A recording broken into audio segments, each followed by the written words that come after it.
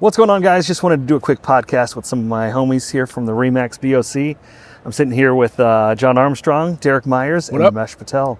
What's up? Did you just say homies? Homies. All right. We're your homies. We're homies. I think that qualifies. I don't know if we're going taking it back to the 90s like that, you know. But, well, we're old. You know? we are old. Maybe We're not keeping it Derek. funky fresh. Hey, Yeah. I'm an old soul. That's right. So you guys are absolutely brilliant minds within the real estate industry, and this is why we hang out, right? It's to pick each other's brains and find out what's working, what's not. First thing I want to ask you is, what are you seeing in your markets? Because we see headline news, agency headline news, and consumers take headline news and they go, you know, hey, what does this mean for me? Because everything needs to be localized, Yes. but they're seeing sensationalized headlines that are houses aren't selling. Tell me what's happening. In Central Illinois, actually, I've been talking to a lot of the other owners in Illinois here at the conference, and pretty much Illinois is still a seller's market. Bloomington, where I'm at, is really hot. It's about 0.5 months for you in real estate. With that, not in real estate, that means it would be about 0.5 months for us to sell out if no new houses came on the market. It's a half a month. That's Crazy. extreme. 15 days, you're out of inventory. That's extreme. So I talked Way to other extreme. owners here that they're the other way. right. Mm-hmm. And there's real good buying opportunities. I talked to a couple owners in Florida and some popular, Naples market, great buying opportunities. So I think it really matters where you're at. It's real estate's local. Yeah. Yeah, but I mean, you said it, same word, and we're going to use this word forever. Everything is hyper-local when it comes to Yes. hyper-local, right? Yeah. So even in a metro market like mine, which is Houston, and it's huge, right? Different pockets of Houston are not being affected the same way, right? We still have multiple offers on houses in certain areas that are updated, upgraded, and done right, but they're in hot spots. And then we have other ones that, and don't laugh, our not days on market, but our inventory, we're talking about 6 months, 7 months on Yeah. some areas, Yeah. right? Yep. I've So been there, it's- done that. Yeah. I think we've got pockets in mind. So we've got a small village, famous for Dave Chappelle. Yellow Springs Yeah. is super niche, right? They're Yeah. older houses. They've got weird, funky character. And they're sitting on the market because prices skyrocketed and now it's unsustainable to keep them that high. Yeah. So we're seeing that inventory sit for 4 to 6 months. Yeah. But if it's a $450,000 house in Beaver Creek, it's selling within hours. Wow. Well, I kind of look at what's happened in our market because we've really seen prices go up like most of the country has. We went a period of time after the crash, 2006, 2007, where we saw no appreciation for 13 years. Yeah. So 1-2%. yeah, so this hyper growth is really kind of an evening out in my eyes. Well, and it's, everybody thinks that appreciation happens at that average of, right? Right. Yearly, where it's 4 or 5%, whatever it might be. It doesn't happen like that. It happens with the 1 or 2% and then a 20. Correct. And that's why you really need a real estate agent that is really in touch, because there's some people that will say, okay, your house sold 3 years ago, let's try to back into what it should be valued at right now. You really got to, and again, real estate within a market is localized too by neighborhood, and so Yeah. you, But I what mean, you- you what can you're- really dial in. But what you're trying to get at is core competency matters 100%. beyond. And so I think that's what people lose sight of, is that you see these sensationalized headlines and you just go and say, okay, everybody knows a real estate agent. Hey, I just saw this. I just read this. You might get some bad advice because you're talking to people that are not competent in those areas, right? Wait, They your just aunt, got a the Aunt license. Sally? Yeah, the Yeah, Aunt you're- Sally, the cousin. What was his thing the other day? I sold 110 houses or something. Yeah, your Aunt uncle Sally sold one. Yeah, exactly, right? So, I mean, there's got to be core competency involved. And so as a consumer, you actually have to know that you're looking for Yeah. somebody that's an expert. I know we say these words like they're just, simple words, but it truly does matter. Even for me, right? I mean, I'm all over Texas for the most part, and as a licensee, I can sell anywhere in Texas. Right. But when somebody says, "Hey, can you help me out? I love you, you're this. Can you help me out in Dallas?" Well, guess what? I don't have that competency up there. Right. So I'm not your gonna expertise. Yeah, and I'm not gonna do that. And there's too many agents that will say, "Yeah, for sure," because they're looking for that sale. Yeah. Right. Yeah, those road warriors. Well, and I think that agents are getting desperate right now as we see the slowdown happening over the last Right. year and a half or so. So I think it's important for agents to not overstep and to think that they're more competent than they are, and to be honest Right. with that. And that's the power of having a strong network they can refer out to. Right. And you get the opportunity Love of still earning money, but not sacrificing your own morals and ethics and your knowledge. Yeah. And yeah. Derek, for the audience watching, where are you from? Where's your market? Yeah. So Southern California is the market that, I help run. And then I live in Georgia. So I'm kind of getting a mixture of Yeah. what I take in. Sure. I don't know, two more opposite places. Southern Cali, Georgia. There you go. What? Yeah. So what are you telling agents in the markets that, like, you're in Austin? Austin's vastly different from Houston. Correct. 2.5 hours away, but vastly different. Yeah. So why is the market that way in Austin? And what are you telling agents that are, struggling because they have experienced this quick shift? I think, and we keep talking about core competency and knowing your market. A lot of that's also about the economy, right? Understanding what happened. So why did Austin blow up so well and Houston hadn't? Nothing wrong with Houston. We're still getting influx of people to this day. We're still doing that. But Austin, they started building or started bringing in a lot more businesses. Yeah. And so, and especially from California, Yeah, right? huge incentives for these companies to Huge, move. massive tax incentives for them to come in there.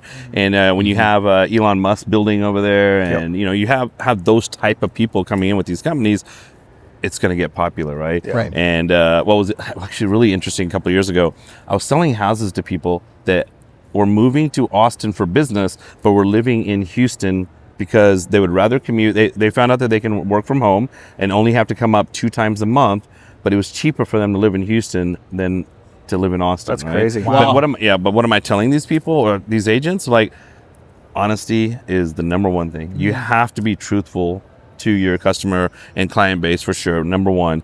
And then number two, you got to be patient. You just Yes. have to be patient in these type of markets now.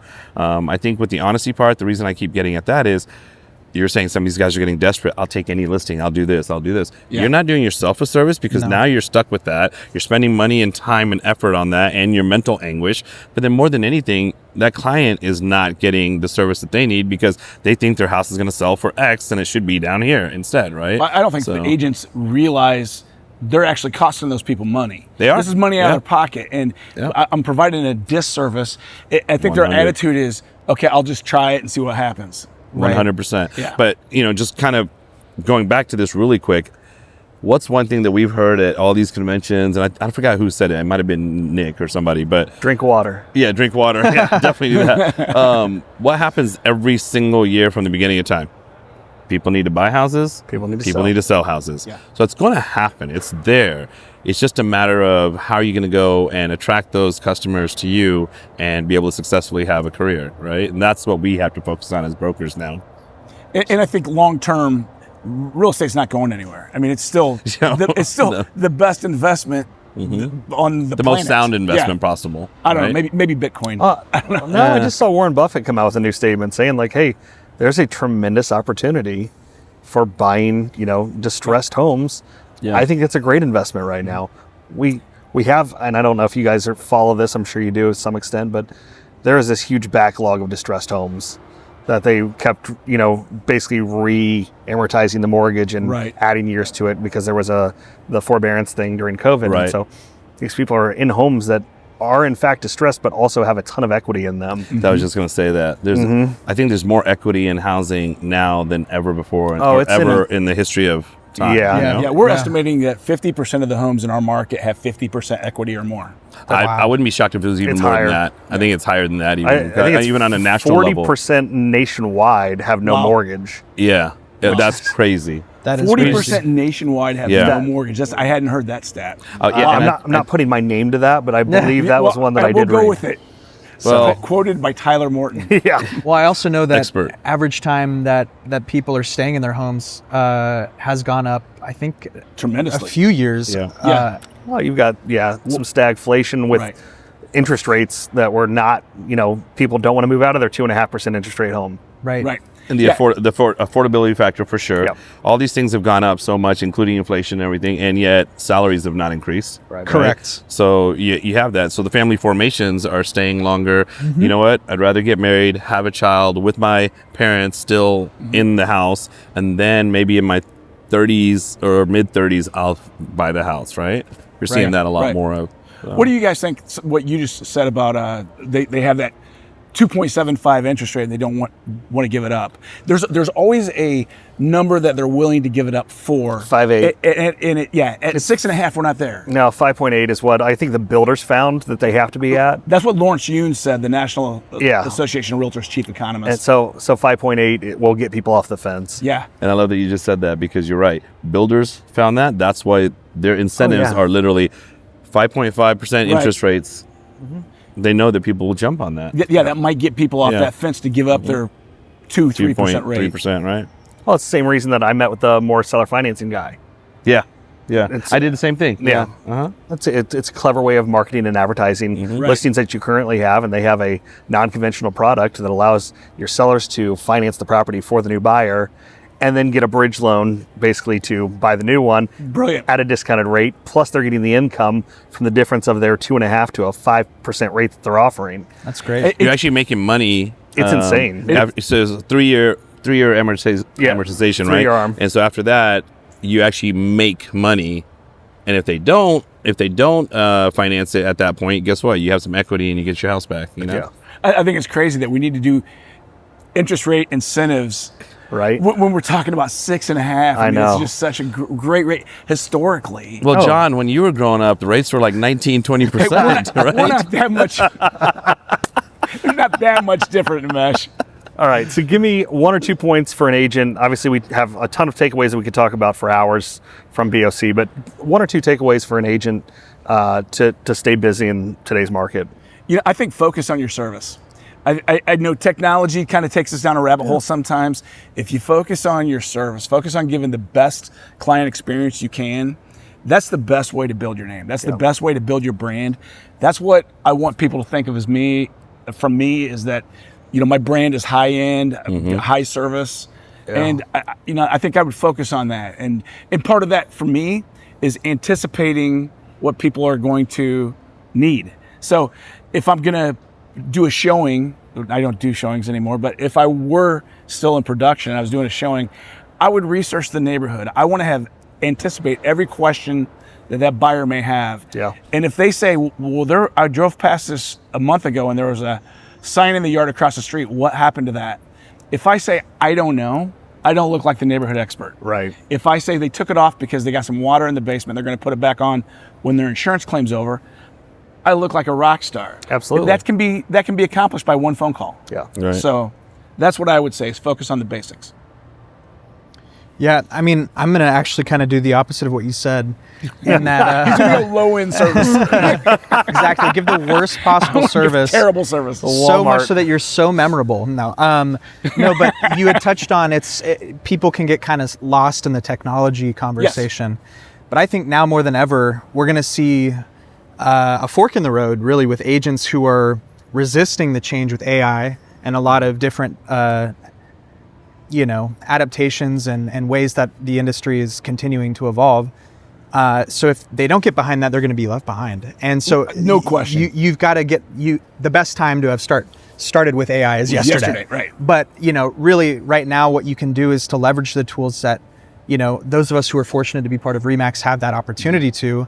That we're seeing that drastically save time. I saw an average that agents are spending 11 hours a week on administrative duties alone. I mean, that could be easily 30 minutes or less. minutes or less. with AI. It's just learning to use it. Yeah. And the amount that that could be freed up in order to spend on money making activities is huge. I don't think you're going the opposite of what I'm doing. I think the marriage of the two, good basic nose-to-nose service, anticipating, but using. Well, Correct. I'll give you an example. I used AI the other week to go, okay, here's 4,000 sales in the past 5 years in my market. I took that spreadsheet, I threw it into AI, and I said, find me my target opportunities to farm these neighborhoods Wow. Yes. where there's not an agent with over 15% market share in any of these given neighborhoods. And so then it broke down, here are the target neighborhoods, here's the average sale price, here's how much every door direct mail would be. Oh my gosh. Here are the top 3 agents and what percentage they have market share in that specific neighborhood. And it was just like Brilliant. Like you could spend $1,000 a month like that and have really good capture rate. And it maybe took you 2 minutes to come up with the prompts. It might have taken me 15 minutes max. Total. Yeah. But the packet that I went and laid it on, Kent Daly, my partner in Kentucky, laid it on his desk, and he was out of town, and he got back and he goes, "What is this?" And it's insane. Like, Yeah.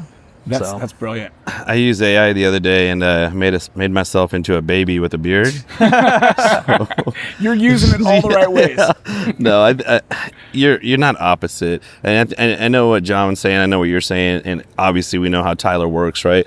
I think everybody needs to embrace technology and AI and all that, but mainly enhance your business with it, right? Yeah. I still am with you. My answer would have been just like yours, which is I'm teaching all my agents how to truly get back to servicing your clients the right way with professionalism, but with knowledge, with like I said, make sure you know anything and everything. You got to hone your craft. Your craft, right? But enhance that in today's day and age, because you got to meet the customer out there too, right? And something like this, I mean, it's not that it's easy to do, but it's really not that hard to do either, right? No. Yeah, it's Tyler makes it look easy. Yeah, he makes it look easy, but the thing is, he's practiced it enough to where he knows that you can't just you can get onto AI and just, hey, what neighborhood is good for me to market in between $400,000 and $600,000? That's a good question. It's a good question in my area. They'll give me that.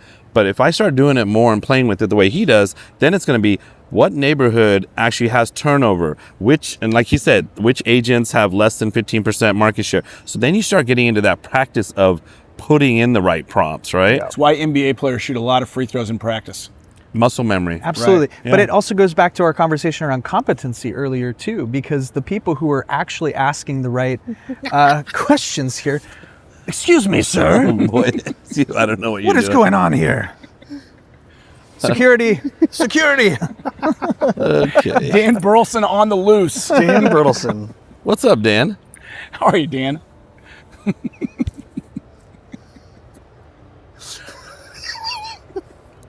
Is this an AI robot or what? That was really great information, guys. I really, I don't feel it was worth anybody's time, but Thanks for joining us. I appreciate you being in the audience, though. but great job. Thanks. Thanks. And with one sentence, he just destroyed us all. No. No. I want to go back. Wisconsin Yeah. in the house. Yeah. For those of you that saw yesterday's podcast, Dan and I actually talked about a ton of good shit. Yeah. But no, going back to the experience or the service, downstairs, seeing the new branding and how they have everything set up with Yes. the glass and the, It looks so good. it's the same thing, when I pull out a podcast setup like this, I could do this on a phone. Right. It's the impression. It's Yeah. the, what is that, Right. I think you're saying even at this age now, not his age, but our age, your age. my age. you Damn, not got even your your own age. age, man. I know my age. No, I'm still impressed by things. Yeah. Right. And I'm not just impressed, but like thankful. Thankful for some things, right? And so we all noticed yesterday how they had set up everything. Yeah. The verbiage on the walls, the glass cases, the lighting, the space in between things, There's right? a lot of intentionality Yeah, going on. there you Well, go. it's the same thing that, when somebody walks into a house, they know within 7 seconds if Yeah. they're going to consider it. That branding alone sets that impression. Sure. And sets up Absolutely. the expectations. Yeah. So Yep. It's clean, sleek, and modern. that's right. So, well, thank you guys so much for joining. I know we got to get to another session, but We do. we'll see you guys in the next one. I Appreciate it. it. Thank Cool. you.